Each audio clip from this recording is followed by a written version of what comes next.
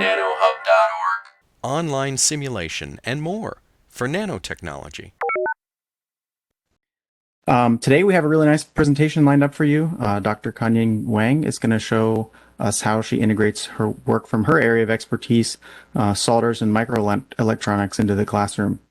Dr. Wang is a postdoc associate at the School of Materials Engineering at Purdue. She holds a PhD in materials and a master's in engineering education from Purdue. Her work focuses on stress relaxation mechanisms of lead-free coatings in electronics and also sustainable end-of-life treatment of e-waste. In engineering, her research centers on effective pedagogies, I'm going to butcher that word, in student motivation and system thinking with a specialization in interdisciplinary education. So, Dr. Wang, I'll turn it over to you. Thank you for the introduction. And thank you for the opportunity. And I also put slides for the tool address. During this presentation, we'll do very simple demos of the ThermoCalc EN Nano Hub. So if you want to follow along, you can access the tool with the URL. So today, my talk will be about how to integrating microelectronics context in engineering classrooms. Especially in materials classrooms, using Thermo-Calc, the online tool, for the design of solder materials. So it will be the two parts for the presentation. First, I will talk about a little bit of introduction and backgrounds of the solder materials and why we want to do this contextualization, basically what's the importance. And then we'll do a little bit ThermoCalc examples using the NanoHub online tool. So the first part, what are soldering materials? The solders are those metal alloys used to bond metal components, and the soldering process is to create bonds by melting and resolidifying the solders between those two components. So on the right-hand side, you can see this is a picture showing the hand soldering with the soldering wires. This is the soldering iron, and this is the soldering wires. Usually this what we refer as soldering materials. And you will heat up the soldering iron, heat up the region here, and then melt part of the solder wires. And then after cooling down, the components will be attached to the printed circuit boards here. So really, the solder materials require lower melting points than the components that you want to combine. And it also requires sufficient electric conductivities and resistance. However, this talk today, we will mainly focus on the melting points and the reliability part, not so much of the electric part. And the soldering in microelectronics, actually on the last slide, we already showed an example of hand soldering in electronics. But there are also a reflow process or wave soldering process, which we'll be talking in more little bit details when we do the examples. And so in microelectronics, basically it's connecting the components to the PCBs. And there are two major formats. One is the solder paste, and the other is the what we call the solder ball gray areas, the BGAs, the solder balls. So if you look at the left figure, it shows those small solder balls on the chip, and during a soldering process, it melts as the molten alloy, and then after cooling, it connects the chip to the board. And here is a cross-section of one single solder ball. And you can see this is the board side here, and the copper, which is usually copper because the circuits in the board that they are copper. And this is the packaging chip or silicon side.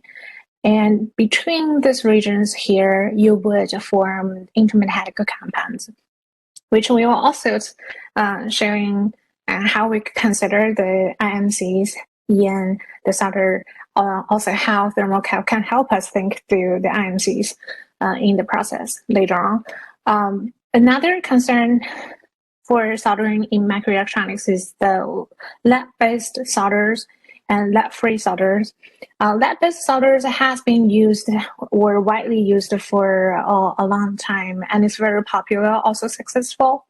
However, due to the environment concerns, the European Union has banned the use of lead in electronics packaging almost 20 years ago, since 2006. So ever since that, the electrical industry has been directing their attention to lead-free solders. So we will also talk.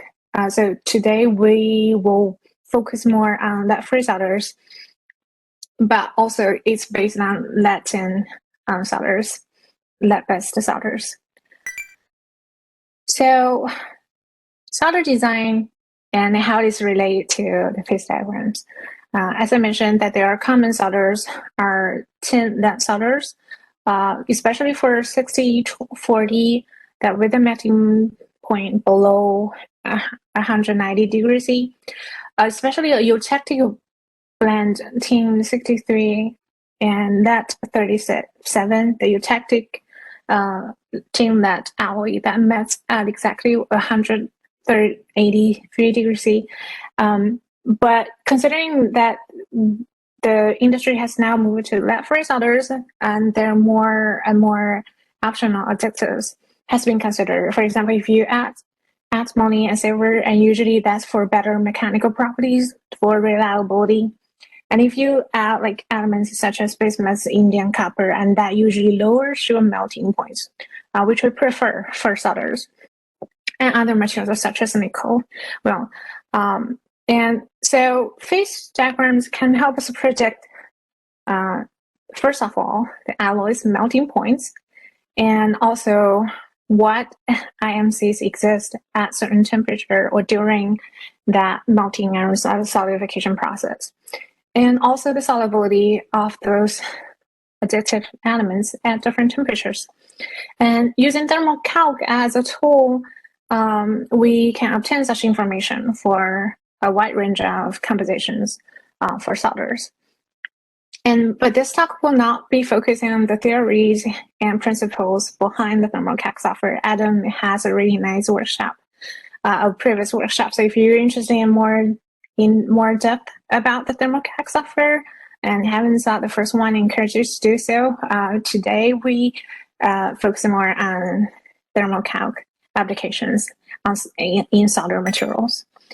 And now talking about using ThermoCalc and putting the contextualization of or contextualize microelectronics in materials classroom. Here we oftentimes talk about the classic triangle of material science, the structure, properties, and processing. And it actually covers a lot of different aspects of materials. And when we think of contextualization, I'm going to throw two theories here to explain why we want to do that. First one is a situated learning theory. A learning theory, the situated learning theory is a method that insists on contextualized and authentic instruction to achieve effective and long-term learning. It will provide the students with opportunities to construct their knowledge with their peers or with their mentors or faculty, while reflecting on how this knowledge is actually being used in the real world. So we see the authentic context here. And how is that related to the student motivation?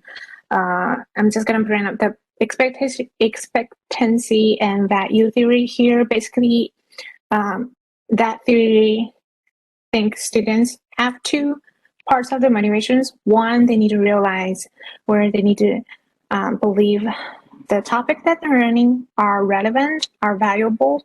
Either it does good to the society, or it can help them in their future careers, where they can use the knowledge, and then they believe they can do well on these topics.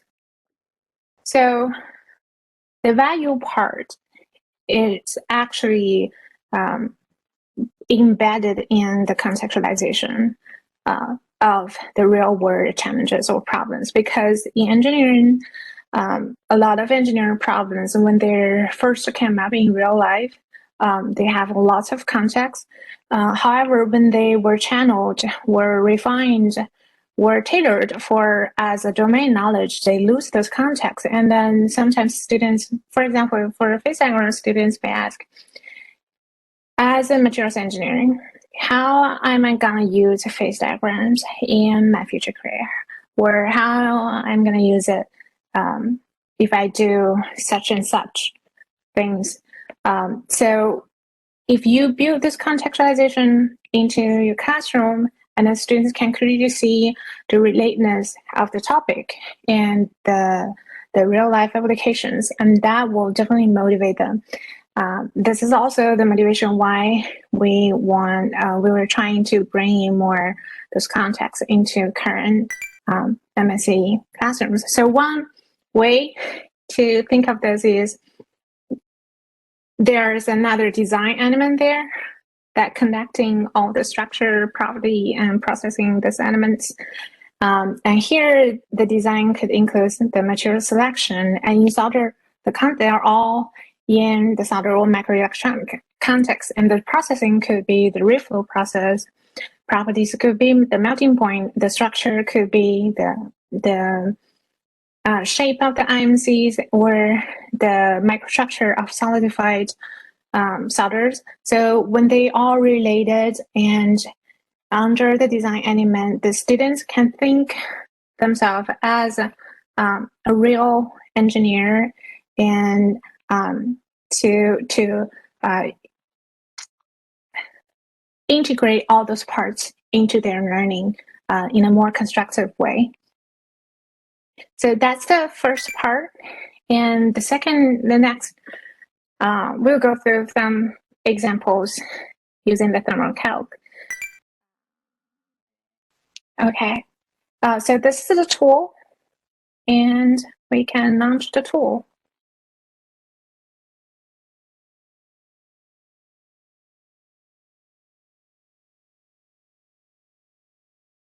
Okay.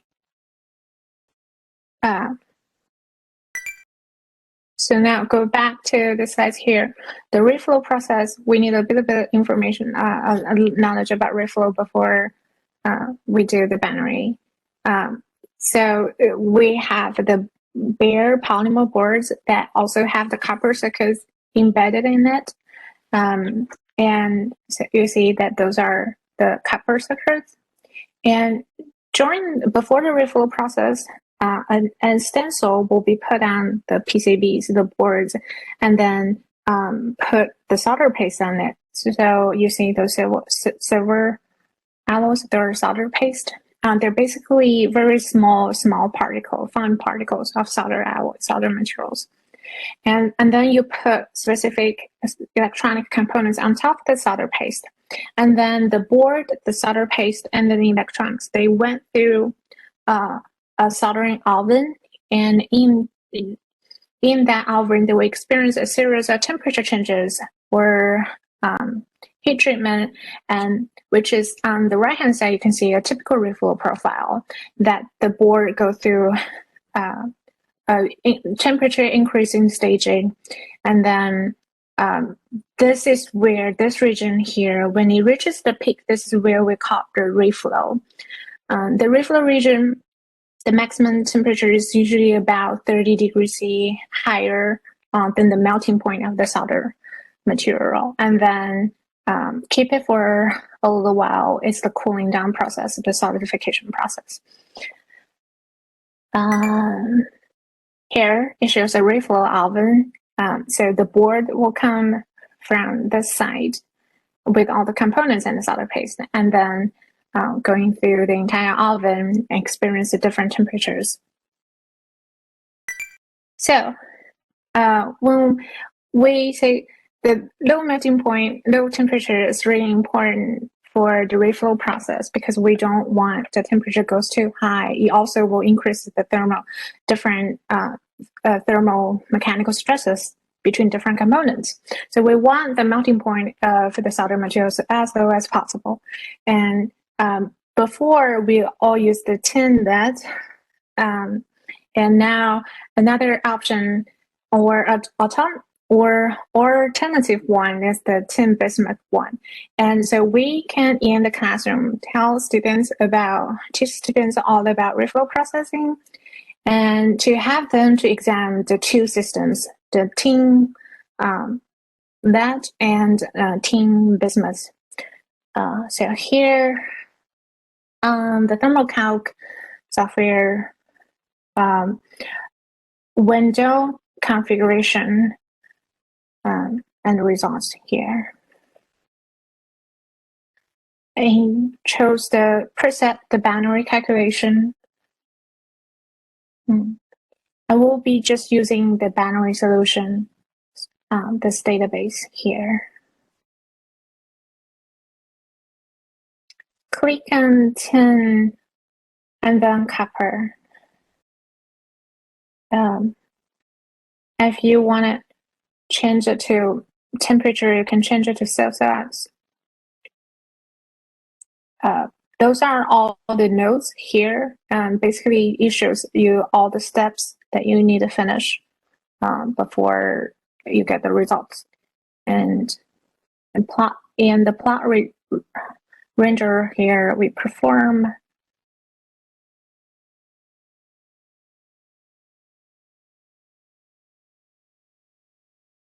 and we got the tin copper phase diagram. Oops. And it shouldn't be tin copper, it should be tin lead. Sorry about that. So we're going to calculate it again. This is the tin lead phase diagram. And we can find, say we want to find the eutectic temperature. Then the students can so when you mouse over any of the position, it shows the phase of that point. And say we chose the point just below the eutectic point, and right click, and you can do add label, and you will choose the faces. The faces here. Here we can then go here, click show details.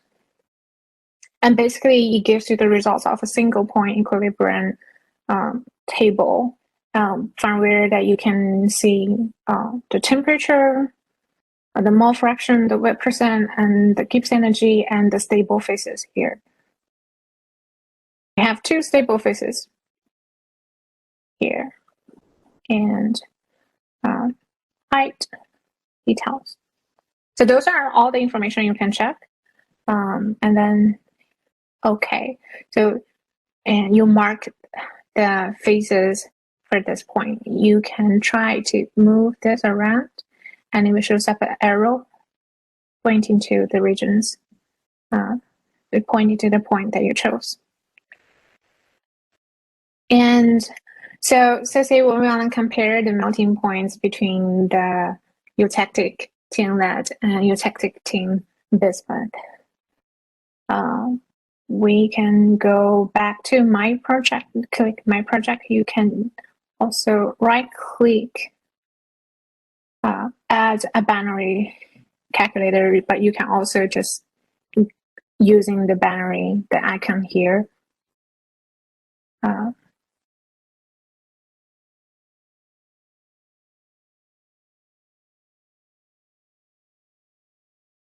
Close this window first. And now we're going to calculate. You chose tin and bismuth. A difference is, see, for this one, we don't have a plot render. So we need to create new successor plot render. And you may also still want to change this to Celsius. And perform. And when you close the results window, it won't pop up automatically, so you need to click it. And it shows up here, and you can directly compare between the render 1 and render 2 here. Like for example, the eutectic tin bismuth, can also right click add label, and similarly showing details gives you a single point equilibrium information, which you can check. And okay, and basically you mark this. So there are a lot of activities that students can do using this binary phase diagrams.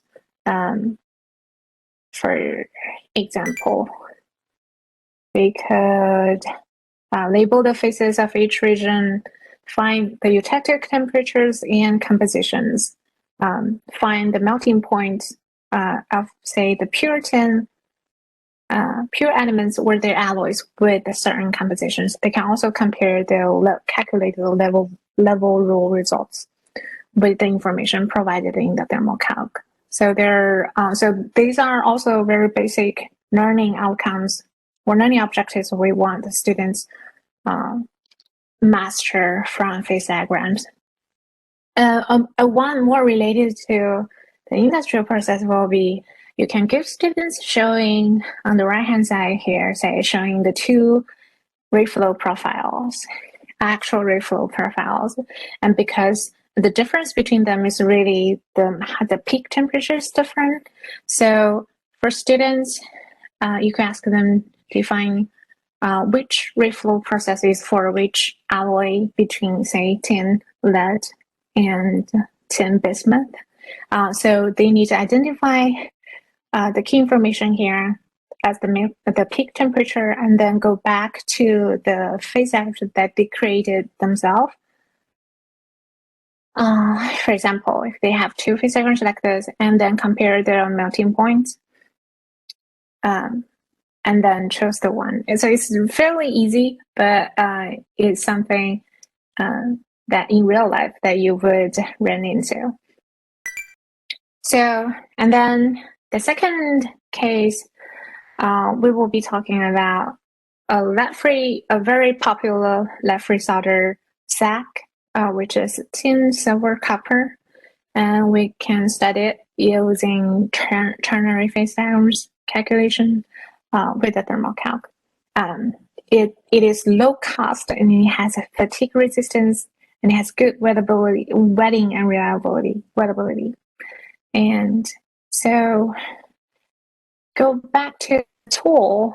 If you don't want to save any of the project here, you can just start a new project and not save it. And then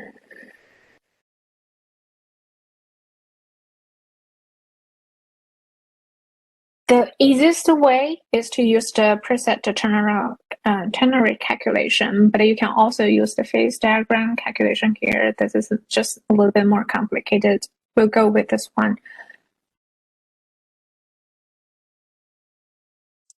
And here we need to change the databases to solder demo database, SL demo here, and you see exactly the educational packages offers the tin, silver, copper, the three elements. So we'll select the tin, silver, copper, and if you don't need to change anything, if you just want a full overview of the ternary system, and we can perform that. Oh, and bring up the results window. You see, we didn't change the temperature here, and usually when you do the solders, you want to change the temperature because the default is usually too high for soldering. So say we change it to 6 and 202, which is around which is usually around the operating temperature. And perform tree. this is what we get.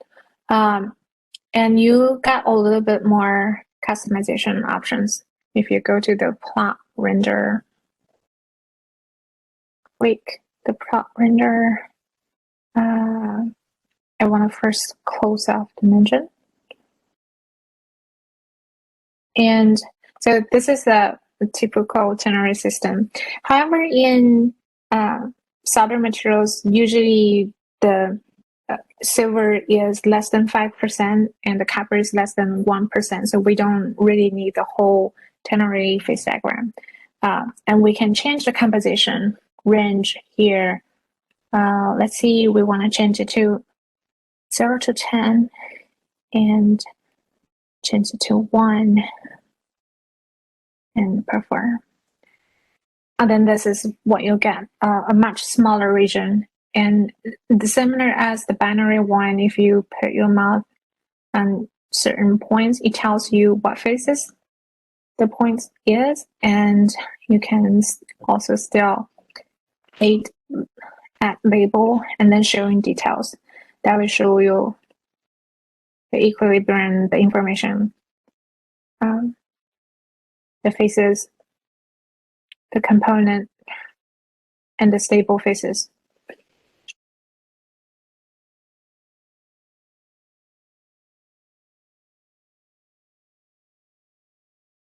And you can mark all different. You can mark the liquid regions and then two-phase regions and single-phase regions. And that's it. So, yeah. Also, you can choose different temperature. If you don't know what the liquid temperature, you may need to try a little bit. But I already know that the melting temperatures are around 220 for the SEC 305, which is a 3% silver and 0.5% copper.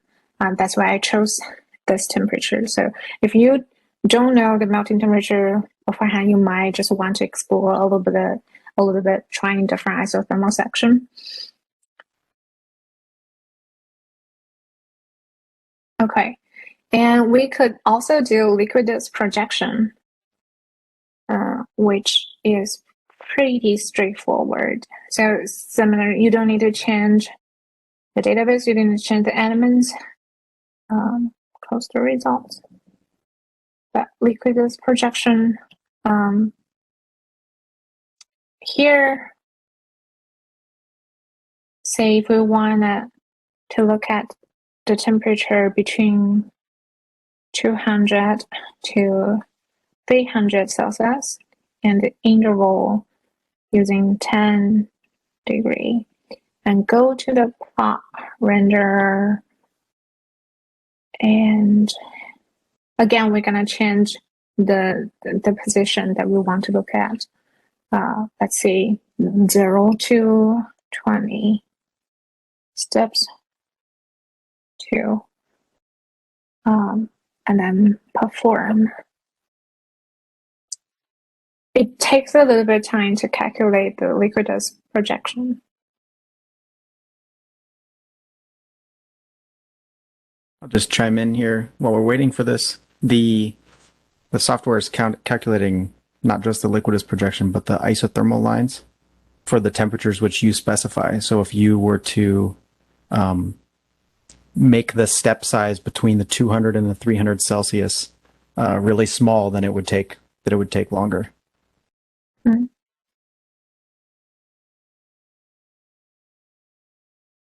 Okay, and now we close off the engine, and perhaps we can change it to 10 or even 8. Because you see that there are still a lot of regions that don't contain much of information. Because the position that we're choosing. And now you see those lines, and it is because my screen is a little crowded, so things didn't show up really nicely. But then you can see those isothermal lines here, and and also the liquid we marked here earlier. So this is a real quick way to get the liquidus projection. And you can specify the steps that you want here in this calculator interval, and also the ratios that you want to, the composition you want to look at. And that's it for the ternary phase diagrams.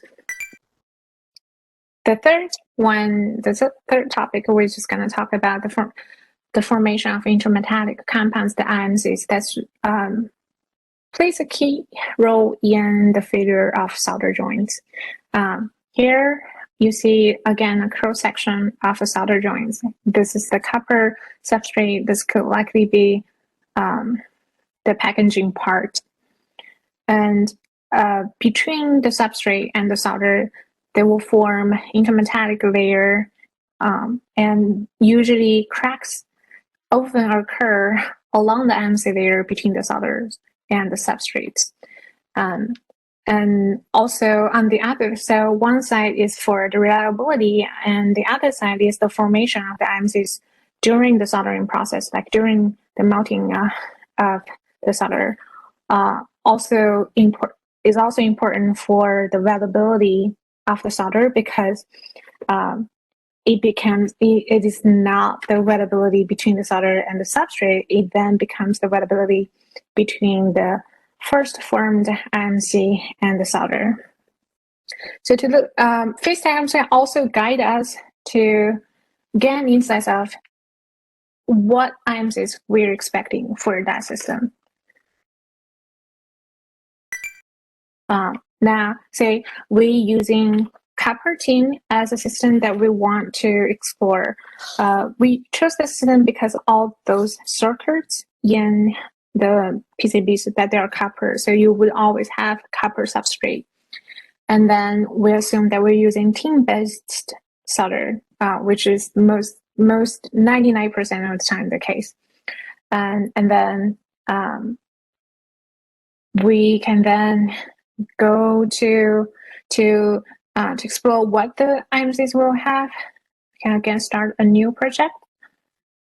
Go to binary calculation and choose tin copper phase diagram. And if you want to change it in the plot renderer, if you want to change it to cell size, and perform. And we're gonna turn off the engine here. And this is the tin copper, and we see the intermetallic compound formation region. You can, if you want to zoom in a certain region, you can either use set the limit for x-axis, but you can also using the mouse to zoom in. And again, you can mark the regions at label, showing you all the stable phases, and label the regions. And when you try this,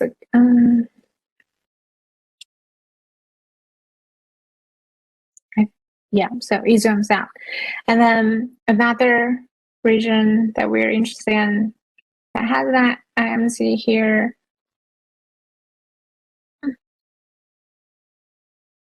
We want to zoom in here.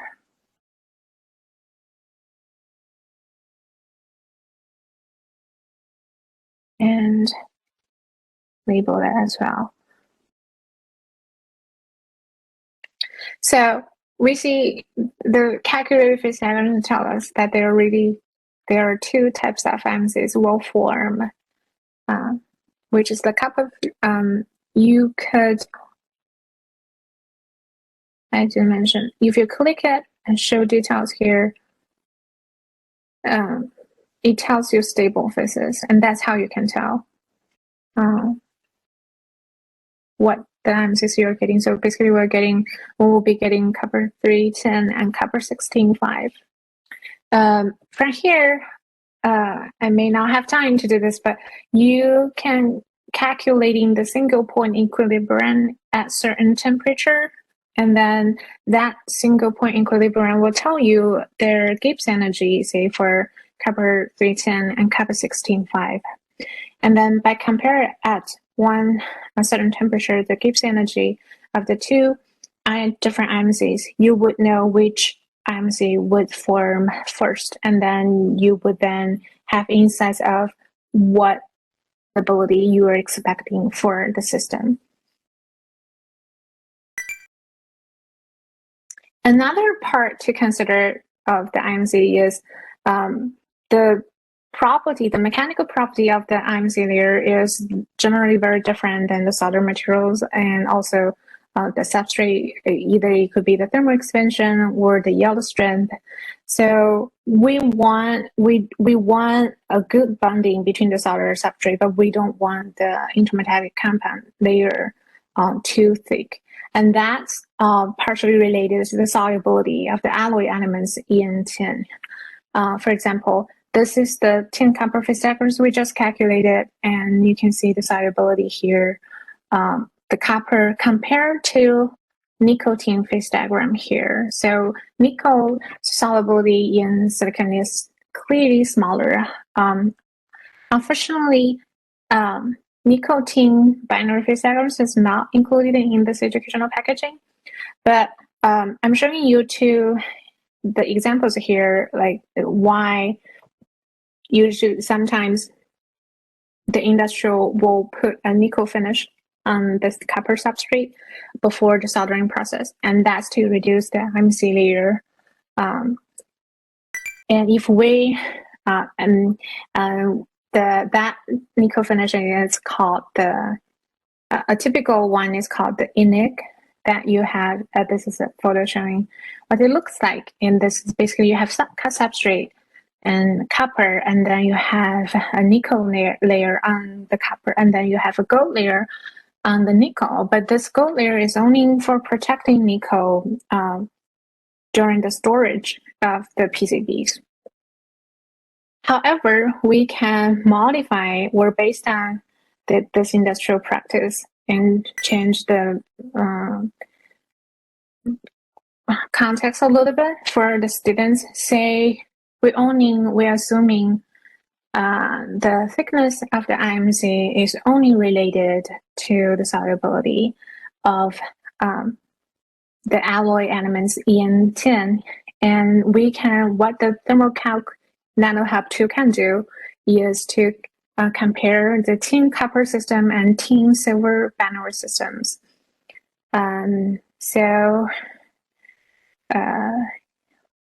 an easy way to get a zoom in figure we could do around the eutectic region here. Then we can get an idea of the solubility of copper in tin. And we could start a new binary calculator.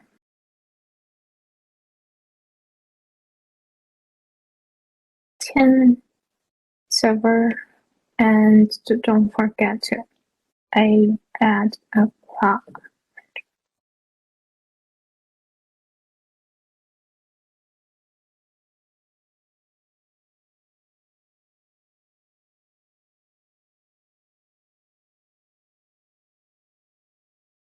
And bring up the results window.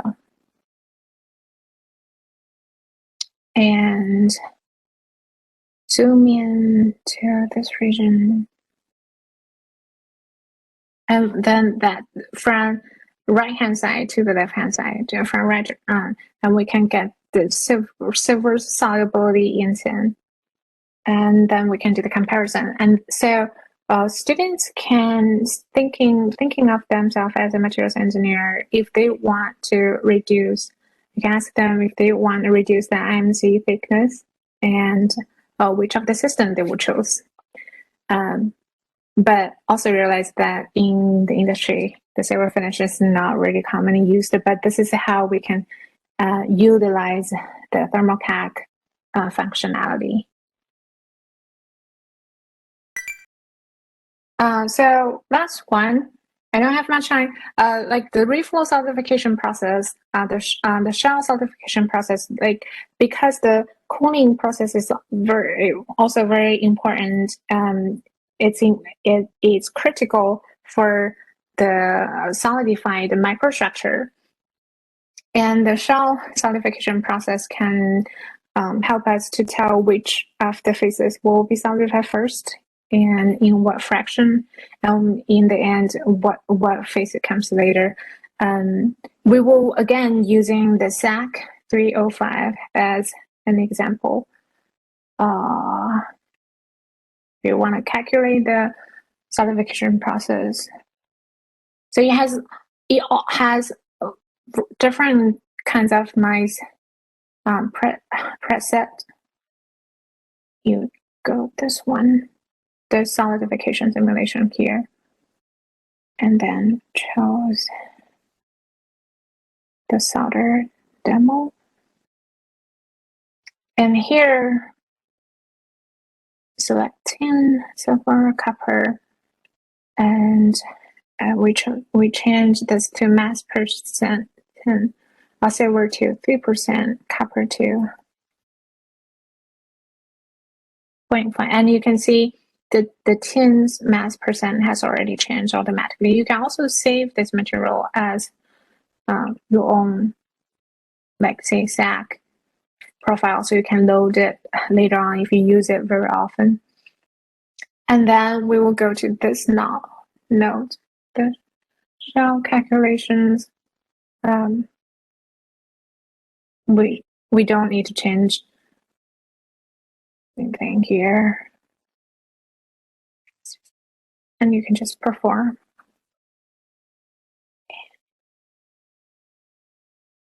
And the results. Now it shows the solidification. And note that in the shell solidification, if you right click and say you want to add label and show details, nothing shows up because it's not equilibrium. And it's a non-equilibrium process. So if you do want to get the equilibrium process, you can then do a single point, remember the temperatures, and also remember the composition that you're using, and then go back to single point equilibrium calculation to calculate that equilibrium state.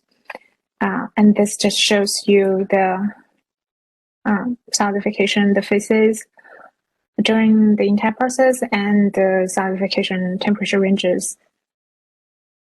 And that's important. That's really important for analyzing the cooling process here. So I think that's it. The summary is the soldering materials and soldering process, that they are really good candidates to be used for entry-level materials classrooms. And the contextualization can create those situated learning experiences. Students really know what the industry are concerned about, how the ThermoCalc really offer insights for the industrial materials design process. And so by calculating phase diagrams, ThermoCalc is a constructive tool or interactive tool to explore melting points and many equilibrium properties, and also the solidification process, to look at the solubility and to look at the MC formation. And that's the end of my presentation today. Thank you. Thank you, Ying. That was wonderful. Peggy asked, I had to register to get access to ThermoCalc on NanoHub. If I wanted to assign this exercise as homework for my students, what would be required for them to use it? This can be coupled with ASM Teachers Camp Pancake Griddle demonstration, where we melt small samples of every 10% composition of, I don't know the actual name for this one, SN-BI solders to explain binary diagrams, liquidus, solidus, and slush? Yeah. So I think as far as registering for the tool goes, there's really no restriction on that. This tool is free to use. You just need to register and I think you have to make your profile public or something like that on NanoHub, but we don't like block anyone from registering. So you can have your students register in advance. Ying, you might be more familiar with what was the alloy? Something bismuth? But I think for the ASM camp with the experiments you do, if the binary system is in there, if it was copper bismuth, that is in the binary diagram in the binary database. So that should be part of this package here in NanoHub. Yeah, so I think that the binary calculation misses certain combination of the solder alloys that we may use. For example, the nickel one, the nickel tin one. But was the question about the copper bismuth? And then I think the database had the copper bismuth. So you need I haven't tried all the different combinations, but if you click one element and then the rest are what you are left, and that's the one the databases have. And you might want to just explore this a little bit. All right, next question. How do you proceed if there is no database for the material system you are interested in? I can take this one. So in a lot of cases, there probably is a database. It just might be a what we call commercial database. So a lot of the databases that you see in the NanoHub kind of free educational version are essentially the commercial databases. They're just very much limited in scope to 3 or 4 elements. But in the commercial kind of version of the ThermoCalc software, there's a lot more databases you can get access to. You can make your own database. I will say it's not an easy process.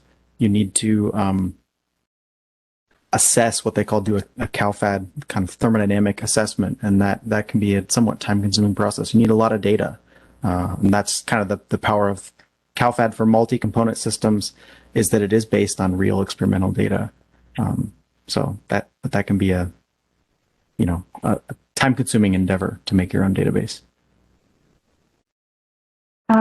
I also want to add on that, like if you were using in the classroom for the students, choose the if you also have like a professional version, like you can show those interest, like the system you're interested in, to the students, and then for their assignments or for their exercise, to play with what the databases have. Really, there are not a lot of elements in each of the databases, but I think that there's still a lot of functions and information in there. Thank you. Next question. If we have fixed alloy composition, how to study the phase diagram with varying temperature? I don't remember the exact specifications, but certainly there's a way to fix the ratio of, say, if you have 3 elements, to fix the ratio of 2 compositions and then vary the rest of it. And I can get back to you after this in terms of how to do this. Yeah, I'll just toss in too that I think we did this last time. We'll post all the questions on the form in the NanoHub group, and we'll answer all the questions in the form too. There is a single axis calculation you can do that Ying didn't show in this talk, that you can fix the chemistry and only vary the temperature. So it's kind of like a vertical slice on a phase diagram. Yeah, it's right there. And that'll allow you to see all of the phase fractions. So the phase fractions are in the phase diagram, but you kind of have to use the lever rule and all of that to kind of figure that out. But if you do a 1-axis calculation, then temperature will be on the X, and you can get things like phase chemistry and phase fraction on the Y-axis as a function of temperature. So it's a little bit more quantitative. Thank you. Next question, how do we generalize the calculation to multi-component alloys?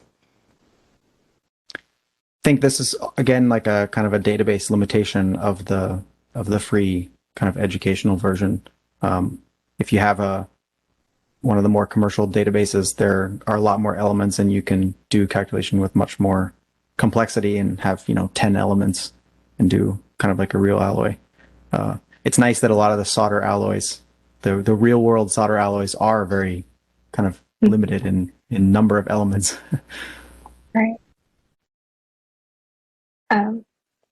Yeah, for solder, it's basically just tin, copper, silver. That's for lead free and used very often. And you may want to also play with a different composition. So you want to increase the silver's composition a little bit. That's also usually how the industry has been that they're designing in the solders.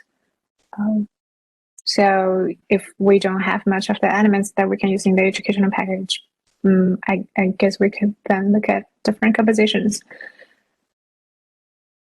Thank you. Next question. Can ThermoCalc deal with non-equilibrium conditions? As far as I know, the shell solidification is a non-equilibrium calculation that we use, and it can also calculate like the metastable phases. But I think Adam may have more to add. Yeah, that's right.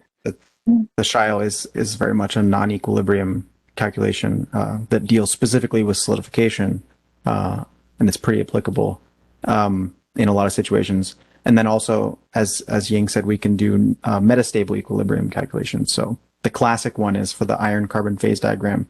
If you were to just do the iron-carbon phase diagram right here in ThermoCalc, you would get graphite being stable and not cementite, which classically we know that cementite is the stable phase in relatively low to medium carbon steels. So what you do is you do what's called suspending a phase, and you do that actually in the phases tab up kind of in the top middle of Ying's screen right now, and you will just uncheck the graphite phase. You have to first select some elements, and then that essentially is making a non-equilibrium kind of metastable calculation. Here, you can check this one. Exactly. Great. Last question. Can Python be integrated with the ThermoCalc educational package? At the moment, I think so. What'd you say? Oh, I would just say I think so. At the moment, I think it's not included. I can check on that, but I thought there was like a TC Python tool. Was it for MATLAB or? no. So yeah, so there is the TC Python tool, but I don't think we've made it available in the educational package.